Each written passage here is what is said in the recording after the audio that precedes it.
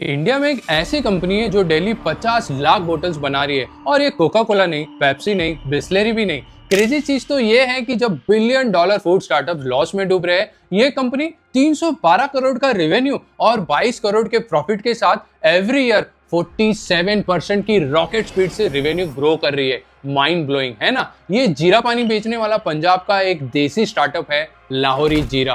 3 cousins ने start किया था। No fancy offices, no celebrity endorsement, no marketing budget, बस सॉलिड एग्जीक्यूशन। 2017 में स्टार्ट हुआ था तो प्रोडक्शन कैपेसिटी कितनी थी? 96,000 बोटल्स पर डे और आज 50 lakhs. That's 52 times increase. And the most crazy thing, 70 copycat brands market में आ चुके हैं इनके। Yes, 70। मतलब इतना इंसेंस सक्सेस कि नाइकी, एडिडास से ज्यादा तो लोग इनके फेक वर्जन्स बना रहे। और तो और इस नींबू पानी बेचने वाली कंपनी की valuation 2800 crore. Yes, you heard that right, 2800 crore. In fact Mukesh Ambani ने कैंपा कोला को जियो प्राइसिंग स्ट्रेटेजी के साथ मार्केट में उतार दिया। कोका कोला और पेप्सी जैसे international Giants already 50% price cut कर चुके हैं। इस $20 बिलियन मार्केट में रियल वॉर स्टार्ट हुई है और तब सबकी नजर एक छोटी सी कंपनी पे टिकी हुई है, क्योंकि इंडिया की शॉकिंग रियलिटी यह है कि हर देसी बेवरेज ब्रांड्स जो कोक और पेप्सी को चैलेंज करने गया, सिस्टमेटिकली खत्म कर दिया गया। रिमझिम का क्या हुआ? गायब। कैंपा ओरिजिनल का क्या हुआ था? गोल्ड स्पॉट, ड्यूक्स, सब फिनिश। क्या लगता है तुम्हें लाहौरी सर्वाइव करेगा? ये पता करने के लिए तुम्हें समझना होगा उनका क्रेजी 3 पिलर फॉर्मूला, जो क्रैक करके वो यहाँ तक पहुंचे है और ये 23 सालों से कोई सॉल्व नहीं कर पाया। ये फॉर्मूला ही डिसाइड करेगा कि कौन जीतेगा। इस फॉर्मूले के 3 पिलर्स है, प्रोडक्ट, प्राइस और डिस्ट्रीब्यूशन। बस कितना इजी लग रहा है, राइट? ये फॉर्मूला क्रैक कर दो तो कोई चांस नहीं है कि इंडिया में फेल होने का। ये सीक्रेट फॉर्मूला है जो इंडिया के ट्रेडिशनल बिजनेस हाउसेस यूज करके बिलियन डॉलर कंपनीज बना चुके हैं। अंबानी, टाटा, बिरला आज भी यूज करते हैं। लेकिन सिक रियलिटी ये है कि ये फॉर्मूला आज के स्टार्टअप फाउंडर्स के पल्ले ही नहीं पड़ता। वो मिलियंस बर्न करते हैं एडवर्टाइजिंग पे, सेलिब्रिटी इंडोर्समेंट पे, fancy campaign, digital marketing, social media influencers. लेकिन 3 कजिन्स ने 30-40 प्लांट विजिट किए, हर सक्सेसफुल और फेल्ड कंपनी स्टडी की, पैटर्न रिकॉग्निशन की और फाइंड आउट किया कि पिलर 1 गलत, प्रोडक्शन फ्लॉप, पिलर 2 गलत, मार्जिन्स नेगेटिव, पिलर 3 गलत तो डिस्ट्रीब्यूशन कोलैप्स। 3 में से एक भी वीक तो game over. And the first pillar is product. देखो, सौरभ मुंजल, निखिल डोडा और सौरभ भूतना ने समझ लिया था कि सेल से डायरेक्ट फाइट करना मतलब सुसाइड करना, तो उन्होंने सेम प्रोडक्ट लॉन्च करके बर्बाद होने के बजाय पैरेलल सेल्फ स्ट्रेटेजी लगाई। इसमें existing market, same customer demand, लेकिन डिफरेंट कैटेगरी क्रिएट की जाती है। ब्रूटल रियलिटी यह है कि हर इंडियन स्मॉल बिजनेस अपने मार्केट लीडर से हेड टू हेड कंपीट करने की कोशिश करके खत्म हो जाते हैं। बट लाहौरी जीरा ने कुछ डिफरेंट सोचा। इंडिया में 90% एरेटेड ड्रिंक्स मार्केट कोलास का है, मतलब कोक, पेप्सी, थम्स अप, ये सब वेस्टर्न फ्लेवर्स है। पर देखो इंडिया का फूड कल्चर क्या बोलता है? जलजीरा, सिकंजी, आम पन्ना, नींबू पानी, हर घर में ये फ्लेवर्स है। हर स्ट्रीट फूड स्टॉल पे ये मिलते हैं, हर फेस्टिवल्स में बनते हैं। बट ये देसी टेस्ट ऑर्गेनाइज मार्केट से गायब है। फाउंडर्स ने मार्केट रिसर्च की, चाइना देखा, लोकल फ्लेवर्स डोमिनेट करते हैं। जापान देखा, ट्रेडिशनल टेस्ट पॉपुलर है। कोरिया देखा, रीजनल प्रेफरेंसेस स्ट्रॉन्ग है। तो डिसीजन लिया कोक पेप्सी से कंपीट नहीं करेंगे, सेम कस्टमर को डिफरेंट चॉइस देंगे। कोला चाहिए या देसी फ्लेवर चाहिए? शॉप में जाओ तो देखो, एक सेल्फ पे कोलास, दूसरी सेल्फ पे इंडियन ट्रेडिशनल फ्लेवर्स। कंज्यूमर को लगता है उन्हें चॉइस मिल रही है। एपिक पोजिशनिंग थी ये, right? Don't compete, create category. That's the parallel self theory. New segment create किया एग्जिस्टिंग मार्केट में और प्रूफ 70 कॉपीकैट ब्रांड्स आ गए सेम स्ट्रेटेजी कॉपी करने। मतलब कॉन्सेप्ट लेजिट था। इस ब्रिलियंट स्ट्रेटेजी से उनका फर्स्ट पिलर यानी प्रोडक्ट स्ट्रॉन्ग बन गया, because no direct war, no marketing battle, no price fight. लेकिन सिर्फ प्रोडक्ट परफेक्ट बनाने से कुछ नहीं होता। India is price sensitive market, सुना ही होगा बहुत बार। इसलिए मिडिल पिलर स्ट्रॉन्ग होना बहुत जरूरी है, वो है प्राइस। देखो, सेकंड पिलर यानी प्राइस पॉइंट पहले डिसाइड करो, फिर सब कुछ बैकवर्ड कैलकुलेशन करो। अजीब लग रहा है सुन के, राइट? ये मेंटल अप्रोच है जो कोई नहीं करता। नॉर्मल लोग प्रोडक्ट बनाते हैं, पैकेजिंग डिजाइन करते हैं, अपनी प्रॉफिट मार्जिन डिसाइड करते हैं, फिर प्राइस डिसाइड करते हैं। लाहौरी ने उल्टा किया, उन्होंने अपने प्रोडक्ट का प्राइस बनाने से पहले ही डिसाइड कर लिया ₹10,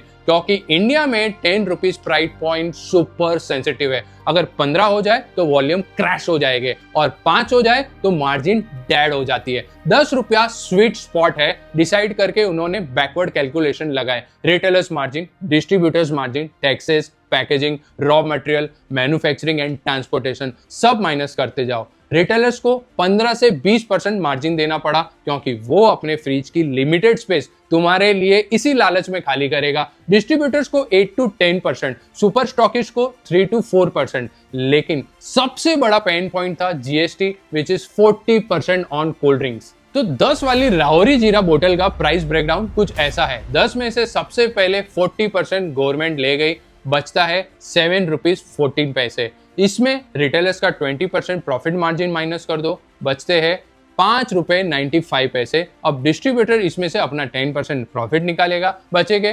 ₹5.41। अब स्टॉकिस्ट बचा जो लेगा 4%, लास्ट में कितना बचा ₹5.20। अब इस ₹5.20 में इन्हें रॉ मटेरियल, बोतल, label, manufacturing level, transportation, overhead सब मैनेज करना था। Deadly tight calculation, right? And you will be shocked to know, उन्होंने ये सब कॉस्ट मैनेज ही नहीं किया, बल्कि 15 to 20% एबिटा मार्जिन मेंटेन किया एवरी ईयर। और ये पॉसिबल हुआ just because of massive volume and own manufacturing facility. देखो, मॉडर्न अप्रोच क्या है? Cost plus pricing. Lahori approach price minus costing. बहुत खतरनाक अप्रोच है ये। अगर ये कैलकुलेशन गलत तो हर बोतल पे loss, business collapse. ₹10 reverse engineering, business school में ये केस स्टडी बनना चाहिए। दोस्तों, ये जुगाड़ प्राइसिंग स्ट्रेटेजी इंडिया के एक और देसी बिजनेसमैन ने किया था, चंदू भाई वीरानी, जिन्होंने बालाजी के 5 और 10 वाले प्रोडक्ट्स लॉन्च करके पेप्सिको के लेज और कुरकुरे की बैंड बजा दी है। क्या ₹10 प्राइस सस्टेनेबल है लॉन्ग टर्म में विद इन्फ्लेशन, या प्राइस इंक्रीज करना पड़ेगा? सेकेंड पिलर फेल तो गेम ओवर। पर ये प्राइस पॉइंट तभी पॉसिबल है जब तीसरा पिलर परफेक्ट हो, डिस्ट्रीब्यूशन। और यहाँ पे real genius move I. Distribution pillar crack करने के लिए कुछ एपिक हुआ जो कभी प्लान नहीं किया था। मास मार्केट स्ट्रेटेजी थी, पर जो कल्चरल पेनिट्रेशन हुआ ना, वो एक्सीडेंटल था। गेम चेंजिंग डिस्कवरी बन गई। डार्क रियलिटी है कि beverage brands young audience target करती है, 18 to 35 एज ग्रुप, फिर एनर्जी, लाइफस्टाइल और फन पोजिशनिंग करती है। पर लाहौरी ने कुछ डिफरेंट किया। Usually young crowd cold drinks अपने एल्डर्स को ऑफर करते हैं तो वो मना कर देते हैं, बट इस केस में ट्विस्ट हुआ कि हर फैमिली में सबसे एल्डेस्ट मेंबर प्रोडक्ट्स ट्राई कर रहे थे। दादा नाना लेवल के लोग, 60+ age group, completely opposite of normal beverage adoption pattern. Vrindavan और हरिद्वार में तो मान लो लोग प्रसाद के साथ लाहौरी जीरा डिस्ट्रीब्यूट करने लगे। गुरुद्वाराज में, लंगर्स में, भंडारे में लोग बांटने लगे। कार शोरूम में तो वेलकम ड्रिंक बन गया। रीजन सिंपल था, एल्डर्स को डाइजेस्टिव प्रॉपर्टीज अट्रैक्ट कर रही थी। जीरा, काला नमक और पेपर, ये सब उनके फेमिलियर था और टेस्ट भी पसंद आ जाता था। फिर ब्यूटीफुल चेन रिएक्शन शुरू हुई। एल्डर ट्राई करते, फैमिली में रिकमेंड करते, ऑर्गेनिक फैमिली पेनिट्रेशन हो रही थी। बट अगर आपका माल दुकान में दिखेगा ही नहीं तो ये सब सपने देखने से कम थोड़ी ना है। और दुकान में पहुंचने के लिए पहले डिस्ट्रीब्यूटर प्रोडक्ट एक्सेप्ट करना चाहिए। सो डिस्ट्रीब्यूटर्स कन्विंस करने के लिए प्री सेलिंग स्ट्रेटेजी यूज की। पहले ये खुद रोड पे उतरे, किराना स्टोर्स, पान पट्टी को डायरेक्टली अप्रोच किया, प्रोडक्ट टेस्ट कराते, ऑर्डर्स लेते। इस तरह मार्केट में प्रोडक्ट दिखने लगा तो डिस्ट्रीब्यूटर सामने से अप्रोच करने लगे लाहौरी जीरा बेचने के लिए। यूजुअली इंडिया में नया प्रोडक्ट कोई डिस्ट्रीब्यूटर हाथ नहीं लगाता, और रिक्वेस्ट पे लगा भी दिया ना तो बोलेगे रख के जाओ, जब बिक जाएगा ना तो पैसा दे देंगे। सोचो, इस सिचुएशन में नेगेटिव वर्किंग कैपिटल अचीव किया, मतलब माल बिकने से पहले पैसा डिस्ट्रीब्यूटर से एडवांस मिल जाता है। डे 1 से नेवर सोल्ड ऑन क्रेडिट। कोई भी डिस्ट्रीब्यूटर हो, कोई भी रिटेलर हो, एडवांस पेमेंट पहले, पैसा फिर प्रोडक्ट। ऊपर से फाउंडर्स ने 5 साल तक ₹1 भी घर नहीं ले गए। जीरो सैलरी, जो भी प्रॉफिट आता ना कैपेसिटी एक्सपांशन में री इन्वेस्ट करते। ये cultural penetration plus financial discipline का कॉम्बिनेशन इतना फायर था कि जब कॉम्पिटिशन इंक्रीज हुई तब तक लाहौरी इमोशनल कनेक्ट बना चुका था कंज्यूमर्स में।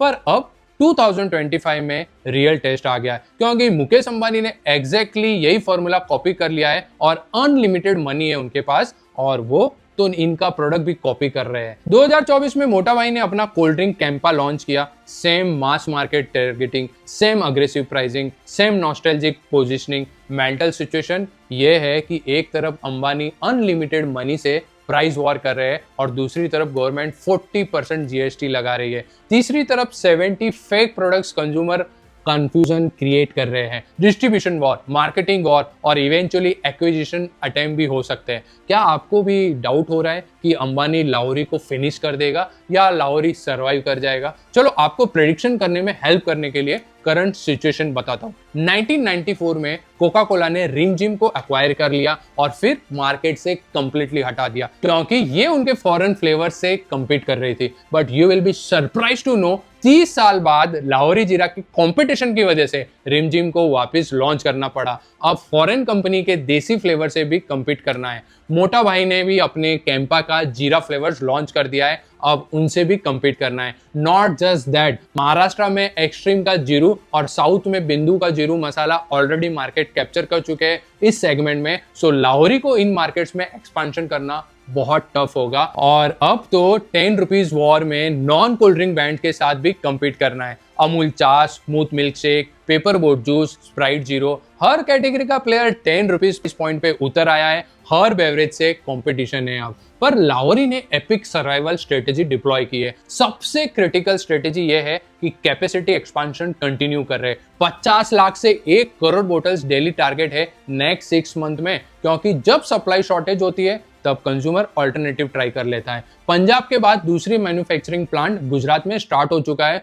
और नेक्स्ट प्लांट लखनऊ में आ रहा है। इनफैक्ट 5 साल कंपनी विदाउट एक्सटर्नल फंडिंग चलाने के बाद फाइनली उन्होंने फंडिंग उठाना स्टार्ट कर दिया है। लास्ट 2 इयर्स में 3 फंडिंग राउंड्स में 400 करोड़ की फंडिंग ली है। लेटेस्ट फंडिंग में मोतीलाल ओसवाल ने 200 करोड़ इन्वेस्ट किए हैं लाहौरी जीरा में और इस हिसाब से इनकी वैल्यूएशन 2800 करोड़ पहुंच गई है। देखा क्या जर्नी है 7 सालों की और 3 pillar success formula, product, price point, distribution, जो एक्चुअली मैजिक करता है। पर अब रियल टेस्ट ये है कि क्या ये देसी डेविड मल्टीपल गोलियात के अगेंस्ट सर्वाइव कर पाएगा या फिर हिस्ट्री रिपीट होगी? कमेंट्स में अपनी राय जरूर बताना। दोस्तों मेरा नाम है प्रकाश। अगर आपको ये केस स्टडी पसंद आई हो तो वीडियो लाइक और शेयर जरूर कर देना और ऐसे ही इंटरेस्टिंग स्टार्टअप बिजनेस इनसाइट्स के लिए चैनल सब्सक्राइब कर लेना। मिलते हैं जल्दी एक और इंटरेस्टिंग वीडियो के साथ। Till then keep thinking, keep your